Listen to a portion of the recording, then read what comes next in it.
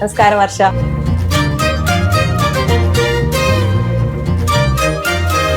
എങ്ങനത്തെ type role ചെയ്യണമെന്നാണ് വർഷക്ക് ആഗ്രഹം? എല്ലാ കുട്ടികൾക്കും ആഗ്രഹം ഉണ്ടാവില്ല അച്ഛനും അമ്മയും ഒരുമിച്ച് നിൽക്കണം, അങ്ങനെ എന്തെങ്കിലും ചോദിക്കോ? അത് ഇടയ്ക്ക് എന്താ പറയാ, അതിപ്പോ എല്ലാവർക്കും ഉണ്ടാവല്ലോ. ചെറിയ മോനല്ലേ, എനിക്ക് രണ്ടുപേർക്കും പറ്റൂല, അതിനൊരിക്കലും ഒരുമിക്കുകയില്ല. ആശയക്കുഴപ്പത്തിലാക്കുന്ന ചോദ്യങ്ങളാണല്ലോ ചോദിക്കുന്നത് സൂര്യ. ശരിക്കും എത്രത്തോളം ഹാർഡായിരുന്നു ഒരു സിംഗിൾ മദർ എന്നുള്ള രീതിയിലെ വർഷം? ചിന്നിക്കുട്ടി ഉറങ്ങിയില്ലേ, ഉണ്ണിമോളെ ഉറങ്ങി.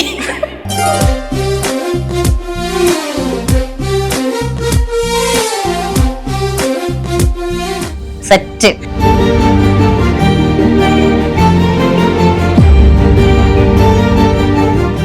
സക്സസ്ഫുള്ളി റൺ ചെയ്തുകൊണ്ടിരിക്കുന്ന മൗനരാഗത്തിലെ കാർത്തികയായി അഭിനയിക്കുന്ന വർഷയാണ് ഗസ്റ്റ്. നമസ്കാരം വർഷ. വർഷ, താങ്ക് യു. വർഷയല്ല, ഞാൻ സൂര്യ. ഇപ്പൊ സീരിയലിൽ വന്ന ശേഷം അങ്ങനത്തെ എന്തെങ്കിലും പ്രണയാഭ്യർത്ഥനകൾ ഒക്കെ ഉണ്ടായിട്ടുണ്ടോ? വാട്സപ്പിൽ ഇൻസ്റ്റയിലൊക്കെ വരും, സോഷ്യൽ മീഡിയയിൽ. അപ്പൊ എന്താ ചെയ്യാ, ബ്ലോക്ക് ചെയ്യോ? ബ്ലോക്ക് ചെയ്യില്ല. Thank you, thank you. നമ്മൾ ഇഷ്ടപ്പെട്ടോട്ടെ. താങ്ക് യു ചേട്ടാ, താങ്ക് യു. കല്യാണം നോക്കുന്നുണ്ടോ? ഇല്ല ചേട്ടാ, ഇല്ല. അപ്പൊ ഈ സിംഗിൾ മദർ ആണെന്ന് അറിഞ്ഞതിന് ശേഷം തന്നെയാണ് ഇങ്ങനത്തെ അപ്രോച്ച് എല്ലാണ്ടും വരുന്നുണ്ട്. എല്ലാം എങ്ങനത്തെ ടൈപ്പ് റോൾ ചെയ്യണം എന്നാണ് വർഷക്ക് ആഗ്രഹം? ഇപ്പൊ നമ്മൾ സീരിയലിൽ അഭിനയിക്കുന്ന ഒരു പാവം, നമ്മൾ നായികനൊക്കെ സപ്പോർട്ട് ചെയ്തിട്ടുള്ള, അപ്പൊ ഇനി എങ്ങനത്തെ ക്യാരക്ടറുകൾ സിനിമയിലായാലും സീരിയലിലായാലും ചെയ്യണം എന്നാണ് ആഗ്രഹം? വില്ല കഥാപാത്രം ചെയ്യാൻ താല്പര്യമുണ്ടോ? നല്ലത് കിട്ടുകയാണെങ്കിൽ ഞാൻ ഒന്ന് ട്രൈ ചെയ്ത് നോക്കും. നമ്മള് സീരിയലിലെ വില്ലത്തികൾ എന്ന് വെച്ചാൽ ആളുകൾക്കുള്ള ഒരു സംഭവം എന്ന് വെച്ചാൽ കൊറേ ആഭരണങ്ങൾ ഇടുക, മുട്ടി ഇങ്ങനെ ഉണ്ടെങ്കിൽ കെട്ടുക, കണ്ണുരുട്ടി പേടിപ്പിക്കുക. അല്ല, അപ്പൊ ചില സ്ത്രീകള് നമ്മുടെ ഏഷ്യാനെറ്റ്, ഇപ്പൊ ഞാനിപ്പം ചെയ്യുന്നത് ഏഷ്യാനെറ്റ് ആണ്. അപ്പൊ ആ പ്രേക്ഷകർ നിങ്ങളെ സാരി കാണാനാണ്, വസ്ത്രങ്ങൾ കാണാനാണെന്നൊക്കെ പറയും. എനിക്ക് ചില കമന്റ്സ് ഒക്കെ വരലുണ്ട്, ഏച്ചിന്റെ ഡ്രസ്സ് നല്ല ഭംഗിയുണ്ട്, കമ്മല് നല്ല ഭംഗിയുണ്ട്. ഒറിജിനൽ ഡ്രസ് തന്നെയാണോ? അപ്പൊ നിങ്ങളുടെ ഡ്രസ് തന്നെയാണോ അല്ല അവര് പ്രൊവൈഡ് ചെയ്യുന്ന ഡ്രസ്? സീരിയല്ലോ ഇല്ല, നമ്മുടെ ഓൺ ഡ്രസ് ആണ്. പിന്നെ എനിക്കധികം കൊളാബ് കിട്ടലുണ്ട്. അങ്ങനെ കൊളാബില്ലെങ്കിൽ നമുക്ക് കിട്ടുന്ന പൈസ മുഴുവൻ ഡ്രസ്സ് വാങ്ങിക്കാനേ പറ്റുള്ളൂ. ശരിക്കും അപ്പൊ നമ്മളെ കിട്ടുന്ന പൈസ ഇപ്പൊ ഡ്രസ്സും മേക്കപ്പിനും മാത്രല്ലേ പോളൂ? അത് ശരിയാണ്, പക്ഷെ പഴയ എത്ര ഡ്രസ്സ് വാങ്ങിക്കണം? ഇത് ഇട്ട തന്നെ ഇടാനും പറ്റൂലല്ലോ. ഇട്ട ഡ്രസ് എന്താ ചെയ്യാ? ഞാൻ ആർക്കെങ്കിലും ഒക്കെ കൊടുക്കും. പിന്നെ എനിക്ക് കൊളാബിന്റെ ഡ്രസ്സ് വരും കൊറേ, അങ്ങനെയൊക്കെ. പിന്നെ ഇത് ഇട്ടിട്ട് നമ്മള് മുഷിയല്ലോ, പിന്നെ ഇത് ഇടാൻ തോന്നൂല. അതാണ് മെയിൻ പ്രശ്നം. നമ്മള് വേറെ വാങ്ങിക്കേണ്ടി വരും. കൊറേ ചെലവുള്ള പരിപാടിയാണ്. അപ്പൊ എങ്ങനെ പോകുന്നു ഇപ്പൊ സിനിമാ ജീവിതം, സീരിയൽ ജീവിതം ഒക്കെ ആയി തിരക്കിലോട്ടൊക്കെ ഇങ്ങനെ പോകുന്നുണ്ട്. അങ്ങനെ പോട്ടെ. ശരിക്കും ചെറുപ്പത്തിൽ ആഗ്രഹം ഉണ്ടായിരുന്നു ഇങ്ങനെ സിനിമയിൽ അഭിനയിക്കണം, സീരിയൽ അഭിനയിക്കണം, എനിക്ക് ഫേമസ് ആവണം? ശരിക്കും ഈ അഭിനയിക്കണം എന്നുള്ളൊരു ആഗ്രഹമാണോ അതോ ഫേമസ് ആവണം അങ്ങനത്തെ? അല്ല, ഞാന് 3-4 വയസ്സ് മുതൽ ഡാൻസ് പഠിക്കാൻ തുടങ്ങിയിട്ടുണ്ട്. മറ്റേ നേഴ്സറിയിലൊക്കെ നമ്മൾ 3.5 വയസ്സ് കൊണ്ടുവച്ചിടുമല്ലോ വീട്ടുകാര്, അവിടെ പോയിട്ടിരുന്ന് പഠിക്കുന്നൊക്കെ പറഞ്ഞിട്ട്. ആ സമയത്ത് സ്റ്റേജിലൊക്കെ കയറിയിട്ട് സ്റ്റാർട്ട് ചെയ്തിട്ടുണ്ട്. പിന്നെ ഒരു 1ാം ക്ലാസ് 2ാം ക്ലാസ് ഒക്കെ എത്തിയപ്പോഴാണ് ഞാൻ ക്ലാസിക്കൽ ഡാൻസ് പഠിക്കാൻ തുടങ്ങിയത്. പിന്നെ ഡിഗ്രി വരെ ഞാനത് കണ്ടിന്യൂ ചെയ്തു, ക്ലാസിക്കൽ ഡാൻസ്. പിന്നെ കല്യാണം കഴിഞ്ഞു. പിന്നെ ഡാൻസേ ഇല്ല, ഒന്നുമില്ല. നമ്മള് ചെലങ്ക കടച്ചു വെക്കാന്ന് പറയില്ലേ, അതായിരുന്നു. അതിനുശേഷം ഈ സെപ്പറേറ്റഡ് ആയ ശേഷം വീണ്ടും ചെലങ്ക അണിഞ്ഞ് ഞാൻ മഞ്ജു വാര്യർ ആവാൻ എനിക്ക് പറ്റില്ല. എന്റെ ചെലങ്ക ആടിയുള്ളത് എടുക്കാൻ പറ്റില്ല. പുതിയൊരു ചെലങ്ക വാങ്ങാം. പക്ഷെ ചിലതുണ്ടല്ലോ, എനിക്കുണ്ടല്ലോ ചില ഗിഫ്റ്റ് ഒക്കെ കിട്ടുകയാണെങ്കിൽ അത് പ്രീഷ്യസ് ആണ്. ഞാൻ അവിടെ കൊണ്ടേ വെക്കും. എന്റെ കുച്ചിപ്പിടിന്റെ താലായാലും ഒക്കെ അവിടെയുള്ള. അപ്പൊ ചോദിച്ചാ തരുമെന്ന് എനിക്ക് അറിയൂല. അത് കിട്ടിയാ നല്ലതായിരുന്നു. ഈ ഞാൻ എന്തോ കേട്ടിട്ടുണ്ട് ഫോണിന്റെ വാൾപേപ്പർ മഞ്ജു വാര്യർ ആണെന്ന്. മാറ്റിയോ? അതിപ്പം മാറ്റി. ഇപ്പൊ ഞാനും എന്റെ മോന് അത് അങ്ങനെ വെച്ചിരുന്നു. അങ്ങനെ വെച്ചിട്ടുണ്ടായിരുന്നു. മഞ്ജു ചേച്ചിന്റെ എന്തൊരു സെയിം ഷൂ ഒക്കെ ഇല്ലേ, കുറച്ച് കട്ടിയുള്ളത്, അതുള്ളൊരു വാൾപേപ്പർ ആയിരുന്നു. ഇങ്ങനെ കാലൊക്കെ എടുത്ത് വെച്ചിട്ട് ഇങ്ങനെ ഇരിക്കുന്നത്. അതൊക്കെ ഞാൻ വാങ്ങിയിട്ടുണ്ട്. എന്നിട്ട് അത് വാങ്ങിയിട്ട് അതിന് എത്രയായിരുന്നു എനിക്ക് ഓർമ്മയില്ല. അതിന് അത്യാവശ്യം നല്ല കോസ്റ്റ്ലി സാധനമായിരുന്നു. അത് വാങ്ങി വെച്ചിട്ട് പൈസ പോയാലും പ്രശ്നമില്ല, എനിക്ക് മഞ്ജു ചേച്ചിയുടെ ഷൂ വാങ്ങിച്ചാൽ മതി. അത് ഞാൻ പുറത്ത് അയച്ചു വെച്ചതാ. നായി അടിച്ചോണ്ട് ഞാൻ കരച്ചിലേക്ക് ഒറ്റൊന്ന് കിട്ടിട്ട് ഞാനിത് എന്ത് ചെയ്യുന്നുള്ള. ഹസന ഞാൻ അപ്പുറം കണ്ടത്തിലൊക്കെ പോയി നോക്കി. ഹസന ആ നായി ഉണ്ട്, അതിനെയും പിടിച്ചിങ്ങനെ ഇരിക്കുന്നു. ഞാൻ ആ നായ മുത്തപ്പാ കടിക്കല്ലേ, പക്ഷെ അതൊന്നും പല്ലിന്റെ അടയാളം പോലും വന്നില്ല. എന്നിട്ട് വാങ്ങിയ ഞാൻ അങ്ങോട്ട് വാങ്ങിക്കൊണ്ടുവന്നു. അതൊന്നും ചെയ്തില്ല. കല്ലെടുത്തറിഞ്ഞതിന്. പട്ടി സ്നേഹികൾ വരും കേട്ടോ. അല്ല ഞാൻ പട്ടി സ്നേഹിയാണ്, പക്ഷെ എന്റെ ഒന്ന് കട്ട് ചെയ്യോ, ഷൂ കടിച്ചോണ്ടോ പട്ടി സ്നേഹി. ആ നാട്ടിലെ എല്ലാരും ഷൂ കടിച്ചോണ്ടോ പോയത്. അപ്പൊ എനിക്ക് അത്ര അങ്ങോട്ട് തോന്നൂല സ്നേഹിക്കാന്, പ്രത്യേകിച്ചും കടിക്കുന്ന പട്ടീനെ. ഇപ്പോ എല്ലാ കുട്ടികൾക്കും ആഗ്രഹം ഉണ്ടാവില്ല അച്ഛനും അമ്മയും ഒരുമിച്ച് നിക്കണം, അങ്ങനെ എന്തെങ്കിലും ചോദിക്കോ? അത് ഇടയ്ക്ക് എന്താ പറയാ, അതിപ്പോ എല്ലാവർക്കും ഉണ്ടാവല്ലോ. ചെറിയ മോനല്ലേ, പിന്നെ അവൻ അറിയാം അമ്മയ്ക്ക് പറ്റാത്തത് കൊണ്ടാണ് എന്നുള്ളത്. ഞങ്ങക്ക് രണ്ടുപേർക്കും പറ്റൂല, അതിനൊരിക്കലും ഒരുമിക്കയില്ല. പിന്നെ അമ്മയ്ക്കും അച്ഛനും കൊടുക്കാൻ പറ്റുന്ന സ്നേഹം ഞാൻ കൊടുക്കുക, അത്രേ പറ്റുള്ളൂ. പിന്നെ ഇനിയിപ്പോ അവനിപ്പം വലുതായിട്ട് അവൻ തീരുമാനിക്കും എനിക്ക് അച്ഛന്റെ കൂടെ പോയി നിക്കണം. ഓക്കെ പറയും, ഞാൻ അങ്ങനെ പിടിച്ചു വെക്കാൻ എനിക്ക് പറ്റൂല, കാരണം അവന്റെ ഇഷ്ടം അതാണെങ്കിൽ ഞാൻ ഓക്കെ പറയും. പണ്ടൊക്കെ ഈ ഒറ്റക്ക് മക്കളെ വളർത്തുന്ന അമ്മമാർ, ഈ സിംഗിൾ മദേഴ്സിനൊക്കെ ആളുകൾ നിന്നെ കൊണ്ട് പറ്റോ എന്നൊക്കെ പറഞ്ഞിരുന്ന സമൂഹം തന്നെ അവരെ നോക്കുന്നത് നെഗറ്റീവ് ആയിട്ടാണല്ലോ. കുറച്ചുകൂടി ഒരുപാട് സിംഗിൾ മദേഴ്സ് ആയാലും സിംഗിൾ ഫാദേഴ്സ് ആയാലും ഉണ്ട്. കാരണം നേരത്തെ പറഞ്ഞ പോലത്തെ ഈ ഫിനാൻഷ്യൽ ഇൻഡിപെൻഡൻസി, അതുപോലെ സ്വന്തം കാലിൽ നിൽക്കണം, നമുക്ക് ഒറ്റക്ക് മക്കളെ വളർത്താൻ പറ്റും, എല്ലാത്തിനുപരി നമുക്ക് നമ്മളെ പീസ് ഓഫ് മൈൻഡ്, സന്തോഷം, അത് ഇതൊക്കെയാണ് വേണ്ടത് എന്നുള്ളൊരു സംഭവം ഉണ്ട്. അപ്പോ ശരിക്കും ഈ സമൂഹമല്ലേ എല്ലാത്തിന്റെയും പ്രശ്നം? ആശയക്കുഴപ്പത്തിലാക്കുന്ന ചോദ്യങ്ങളാണല്ലോ ചോദിക്കുന്നത് സൂര്യ. എന്താ തോന്നിട്ടല്ലേ? നമ്മൾ ഓരോരുത്തരാണല്ലോ സമൂഹത്തിൽ ജീവിക്കുന്നത്. എനിക്കറിയാൻ ഫിലോസഫിക്കലായ ഉത്തരം പറഞ്ഞു. ശരിക്കും എത്രത്തോളം ഹാർഡായിരുന്നു ഒരു സിംഗിൾ മദർ എന്നുള്ള രീതിയിലെ വർഷക്ക്? എനിക്ക് ഹാർഡായിട്ട് തോന്നിയത് എന്താന്ന് വെച്ചാല്, ഞാനിപ്പം വീട്ടിലോട്ടേക്ക് വന്നല്ലോ, അപ്പൊ ഒരു ജോലി നോക്കാന്നുള്ളതായിരുന്നു എന്റെ ഫസ്റ്റ് ഇത്. അപ്പൊ ഞാൻ ആദ്യം ഒരു ഇന്റർവ്യൂവിന് പോയി, സൈലത്തിലായിരുന്നു ഇന്റർവ്യൂവിനും പോയത്, ട്യൂട്ടറായിട്ട്. അപ്പൊ എനിക്ക് അവിടെ കിട്ടി. പക്ഷെ നൈറ്റിലൊക്കെ നമ്മൾ അവിടെ വർക്ക് ചെയ്യണം സ്റ്റുഡൻസിന്റെ കൂടെ. അവിടെ നടക്കുന്ന കാര്യമല്ല, കുട്ടികളെ അങ്ങനെ പഠിപ്പിക്കാതാക്കുന്നുള്ളത്. അപ്പൊ മോൻ വളരെ ചെറുപ്പമായിരുന്നോ? ഇല്ല, ഞാൻ ഇപ്പൊ ഒരു 1 year ആയിട്ടുള്ളൂ സെപ്പറേറ്റഡ് ആയിട്ട്. അപ്പം നടക്കൂല, ഞാൻ പറഞ്ഞ ഞാൻ പറയാന്ന് പറഞ്ഞു, ഇങ്ങോട്ട് പോന്നു. പിന്നെ ഞാൻ നാട്ടിൽ തന്നെ ബിസിനസ് കോർഡിനേറ്റർ ആയിട്ട് കയറി. പിന്നെ രാവിലെ പോയാൽ വൈകുന്നേരം വരാം. അപ്പൊ ഈ കേസ് കാര്യങ്ങളൊക്കെ ആകുമ്പോൾ കോടതിയിലൊക്കെ കയറണല്ലോ. പിന്നെ എനിക്ക് അവിടെ ലീവ് പറഞ്ഞ് മതിയായി. അച്ഛൻ പറഞ്ഞ് നിർത്തിക്കോ പറഞ്ഞു ജോലി. അച്ഛൻ പറഞ്ഞ് നിർത്തി. അങ്ങനെയാണ് ഒരു അപ്രതീക്ഷിതമായിട്ട് ഇങ്ങനെ കോള് വരുന്നത് ജോസേട്ടന്റെ. നമ്മൾ പറയില്ലേ ചില കാര്യങ്ങള് കറക്റ്റ് സമയത്ത് വരുന്നൊക്കെ. ഇപ്പൊ അതൊക്കെ ആലോചിക്കുമ്പോ ഹാപ്പിയാണ്. പിന്നെ ഞാൻ ഹാപ്പിയാണ്, ഇപ്പാണ് ഞാൻ ഹാപ്പി ആയിട്ടിരിക്കണേ. കുറച്ച് സ്ട്രഗിൾ ഒക്കെ ജീവിതത്തിൽ ഉണ്ടായിട്ടുണ്ട്. അതെ, നമ്മള് ചിലപ്പോൾ തോറ്റുപോകും, പക്ഷെ ശ്രമിച്ചുകൊണ്ടിരിക്കുക. ഇപ്പൊ വർഷേന്റെ ഒരു ബുക്ക് നോക്കുകയാണെങ്കിൽ തോൽവിയാണോ ജയാണോ ഏറ്റവും കൂടുതലായിട്ടുള്ളത്? ഇതെന്ത് ത്രാസാണ് പറയുന്നത്. അങ്ങനെയല്ല, ഇപ്പം വിജയത്തിന്റെ ചവിട്ടുപടിയാണല്ലോ. അല്ല, തോൽവിയുടെ ചവിട്ടുപടി ഏതാണ്? വിജയത്തിന്റെ ചവിട്ടുപടിയാണ് തോൽവിക്ക്. അങ്ങനെയാണോ പറയാ? അങ്ങനെയാണെന്ന് തോന്നുന്നു. ആ സംഭവം എന്തോ ഉണ്ടല്ലോ. ജയിക്കുന്നുള്ള ഉറച്ച് വിശ്വസിക്കാം. ജയിക്കട്ടെ ഇനിയും മുന്നോട്ട്. അതെ. സൂര്യക്ക് എന്താണെന്ന് ഇഷ്ടം? എനിക്ക് അങ്ങനെയൊന്നുമില്ല. ഇങ്ങനെ ആങ്കറിങ് ചെയ്യാനാണോ? അല്ല, എനിക്ക് ട്രാവൽ ചെയ്തിട്ടുണ്ടോ? ഇല്ല. ചെയ്യേ, ആരെ നോക്കിയിരിക്കുകയാണ്, ചെയ്യൂ. അതാണ് ഞാൻ പറഞ്ഞത്, എല്ലാത്തിനും ഒരു സമയം, ആ ഒരു സമയം ഇതുവരെ ഒന്നിനും വെയിറ്റ് ചെയ്യില്ല. എല്ലാത്തിനും അതിൻ്റെതായ സമയമുണ്ട് ദാസ എന്ന് പറഞ്ഞ പോലെ. എന്തോ ഒരു പോയിന്റിൽ സ്റ്റക്കാണ്. അപ്പൊ എവിടെയാണോ സ്റ്റക്ക് ആയത്? അല്ല, എവിടെയാണോ സ്റ്റക്ക് ആയത് അവിടെ വെച്ചിട്ട് തന്നെ സ്റ്റാർട്ട് ചെയ്യണം. നമുക്ക് ഒരുമിച്ച് ട്രാവൽ ചെയ്യാം. സെറ്റ്. വർഷം എന്ത് ഫുഡിയാണോ? മാറ്റട്ടെ, വഴി തിരിക്കും. അതെ, അതൊന്നും പറയാനില്ല. ഫുഡിയാണ്. എന്താണ്, കോഴിക്കോടിന്റെ ഫുഡാണോ ഇഷ്ടം, ബിരിയാണി ആണോ? കോഴിക്കോട് ദം ബിരിയാണി ഇഷ്ടമാണ്. കുക്ക് ചെയ്യാറുണ്ടോ? കുക്ക് ചെയ്യും, നന്നായിട്ട് കുക്ക് ചെയ്യും. എന്താണ് ഏറ്റവും ഇഷ്ടപ്പെട്ട കുക്ക് ചെയ്യുന്ന ഒരു സാധനം? ഞാനോ? ഞാനെല്ലാം ഉണ്ടാക്കും. കഴിക്കൂല, എല്ലാരും കഴിക്കും. കാരണം 7 വർഷത്തെ എക്സ്പീരിയൻസ് ഉണ്ടല്ലോ. അപ്പം വീട്ടിലെ മെയിൻ ഷെഫാണ് ഞാൻ. 7 വർഷത്തെ എക്സ്പീരിയൻസ് ആണോ നമ്മള് കുക്കിങ്ങില്? പിന്നെ അല്ലാണ്ട്. ശരിക്കും കല്യാണം കഴിയുന്നത് കുക്കറി ഷോക്ക്. ഞാനൊരു യൂട്യൂബ് ചാനലൊക്കെ തുടങ്ങി, അതെങ്കിൽ അതെന്നുള്ള രീതിയില് കുഴപ്പമില്ലാണ്ട് ഇങ്ങനെ വ്യൂസ് ഇങ്ങനെ കേറിട്ട് വരിക. പിന്നെ ഞാനൊക്കെ ഡ്രോപ്പ് ചെയ്തു. നന്നായിട്ട് കുക്ക് ചെയ്യും. ഞാൻ ഇന്നെ തന്നെ ടോപ്പ് ആക്കില്ല, അത്യാവശ്യം കുക്ക് ചെയ്യും. ശരിക്കും ചില ആണുങ്ങളുടെ ഒരു തെറ്റിദ്ധാരണയാണ്, നമ്മൾ കല്യാണം കഴിക്കുമ്പോൾ നമുക്ക് ഫ്രീ ആയിട്ട് ഒരു സർവന്റിനെ കിട്ടുന്ന പോലെ, അടുക്കളക്കാരിനെ കിട്ടുന്ന പോലെയാണ് ഇപ്പോഴും. ഇപ്പൊ ഒരുപാട് ദൈവം ഭൂമിയിലേക്ക് 2 പേരെ ജനിപ്പിച്ച് വിട്ടിട്ടുണ്ടെങ്കിൽ ഇഷ്ടമുള്ള കാര്യങ്ങൾ എന്ന് വെച്ചിട്ട് കുക്കിംഗ് ചെയ്യേണ്ടെന്നുള്ളതൊന്നും ഞാൻ പറയുന്നില്ല. ഇഷ്ടത്തോടെ ചെയ്യുന്നത്. പക്ഷെ ഒരാൾ ഫോഴ്സ് ചെയ്തിട്ട് ചെയ്യുമ്പോൾ വളരെ ബുദ്ധിമുട്ടാണ്. അത് ഇത് ചെയ്, ഉപ്പ് കുറഞ്ഞ്, മഞ്ഞൾ കൂടി, അത് നടക്കൂല. കുറച്ച് ഉപ്പിന്റെയും മഞ്ഞളിലും ബോട്ടിൽ നിരത്തി വെക്കണം, ആവശ്യത്തിനുള്ള ഇട്ടോളൂന്ന് അറിയാം. ഈ കുക്കിംഗ് മാറ്റി നിർത്തിയ വേറൊരു വീഡിയോസ് വൈറലാണല്ലോ, ബോക്സിങ്.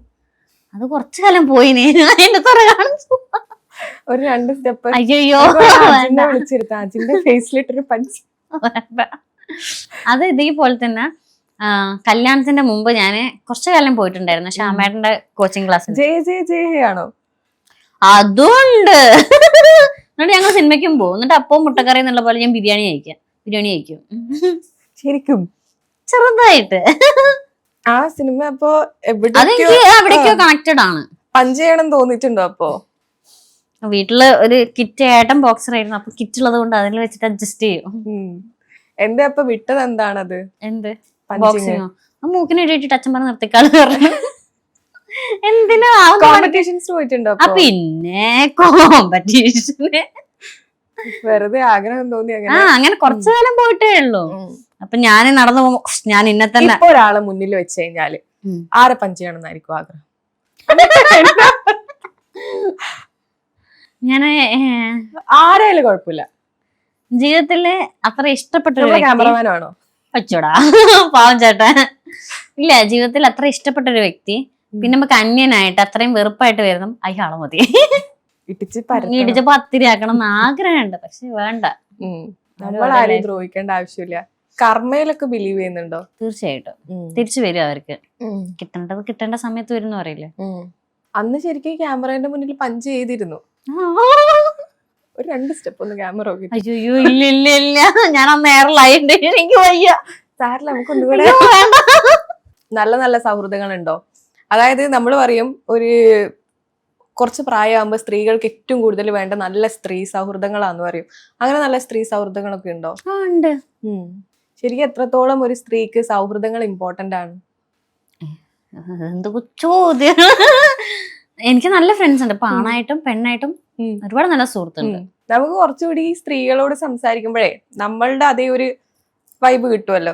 ചെക്കന്മാരോട് പറയുമ്പോ നമ്മൾ ഒന്നാമത് പണ്ടൊക്കെ നമ്മളെ മനസ്സിലാക്കുന്ന സുഹൃത്താണെങ്കിലും മനസ്സിലാക്കിയിരിക്കും. ഇപ്പൊ എന്താ പറയാ, ഒരു സുഹൃത്ത് എന്നുള്ള രീതിയിൽ നമ്മളെ എല്ലാ രീതിയിലും ആക്സെപ്റ്റ് ചെയ്യാൻ പറ്റുന്ന ഒരാളായിരിക്കണല്ലോ. അതാണല്ലോ സൗഹൃദം. എന്താണ് ഇപ്പൊ ഈ സീരിയലിലൊക്കെ വരുമ്പോ ഒരുപാട് ഗോസിപ്പുകളൊക്കെ എനിക്ക് ഇതുവരെ കിട്ടില്ല. ആഗ്രഹമുണ്ടോ അങ്ങനെ?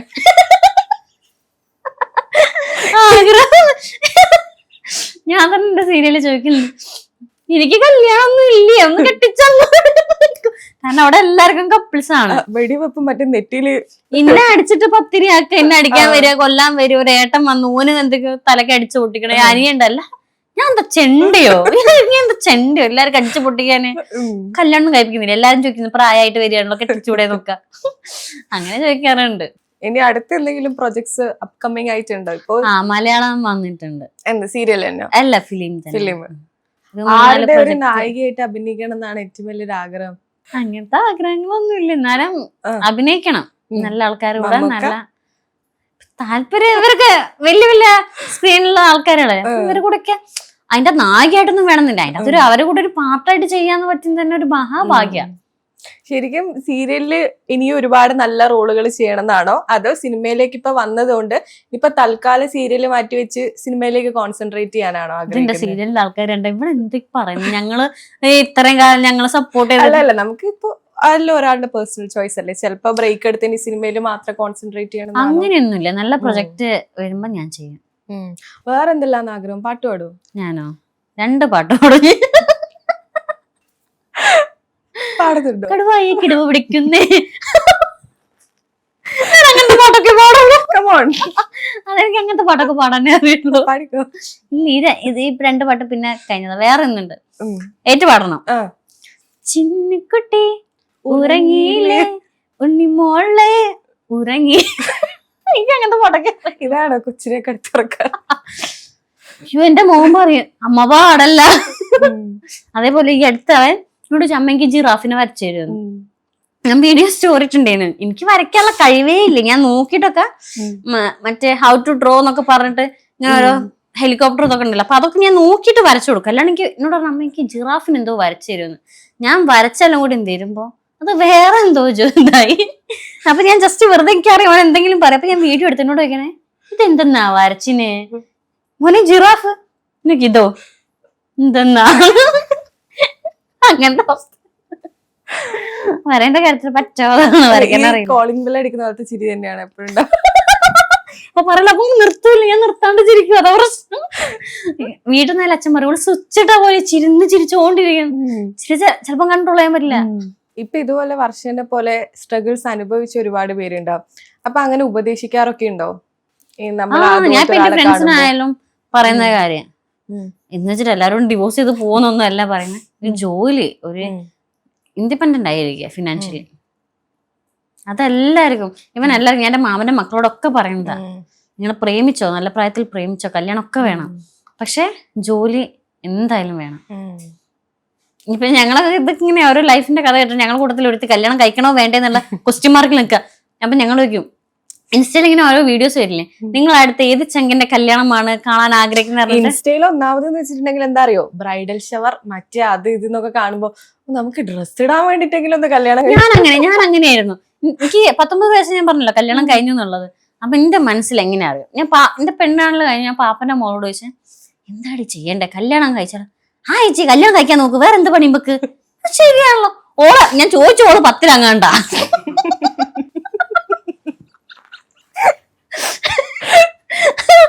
അവനോട് ഡ്രസ്സ് എടുക്കാം, സ്വർണം കിട്ടും, എത്ര ഡ്രസ്സ്, മെഹന്തി. അന്ന് ഈ മെഹന്തി ഹാൽദി ഒക്കെ കൊണ്ട് ഇറങ്ങിയ സമയം, മെഹന്തി ഹാൽദി മഞ്ഞ കല്യാണം എന്തൊക്കെയോ കല്യാണത്തിന്റെ പേരൊക്കെ പറഞ്ഞു. അവനോട് വൈവാക്കലെ. പിന്നെ അല്ല എന്താ പോലെ അതിന് ശേഷം അതിനെ കുറിച്ച് ഞാൻ ആലോചിച്ചിട്ടില്ല. പിന്നെ ഒരു അമ്യൂസ്മെന്റ് പാർക്കായിരുന്നു സത്യം. അല്ല ഞാൻ എന്റെ വീട്ടുകാരോട് അങ്ങോട്ട് പറഞ്ഞതാണ്.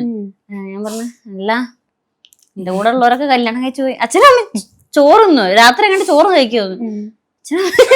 ചിരിക്കല്ലേ, അച്ഛൻ അമ്മയ്ക്ക് കല്യാണം കഴിക്കണം.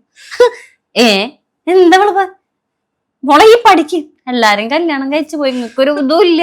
ആ രീതിയിൽ മറ്റേ ദൈവം കേൾക്കുക കുളിക്കാൻ കേൾക്കാന്ന് പറയില്ലേ, അതേപോലെ നല്ലൊരു പ്രപ്പോസൽ വന്നു. അപ്പൊ അങ്ങനെ കല്യാണം കഴിച്ചു പോയി. എന്നിട്ട് ഞാൻ ചോദിച്ചത് പാപ്പന്റെ മോളോടാ, എടി എന്താ ചെയ്യേണ്ടത്, നോക്കിയൂടി എന്റെ ചേച്ചിയെ കെട്ടിപ്പോട്, വേറെ എന്ത് ഇവിടെ നിന്നിട്ട് ഇപ്പൊ എന്ത് കാര്യോ, ഇവിടെ നമ്മള് സപ്ലി ചെയ്തേണ്ടി വരും. ഇപ്പൊ ഇനി സപ്ലി കിട്ടിയില്ലെങ്കിൽ, സപ്ലി ആയിണ്ടെങ്കിൽ വീട്ടുകാരെ ചീത്ത. ശരിയാണ്, ഈ ഒരു കാര്യം ഇതൊക്കെ ആലോചിക്കുമ്പം ശരിയുള്ള കാര്യമാണ്.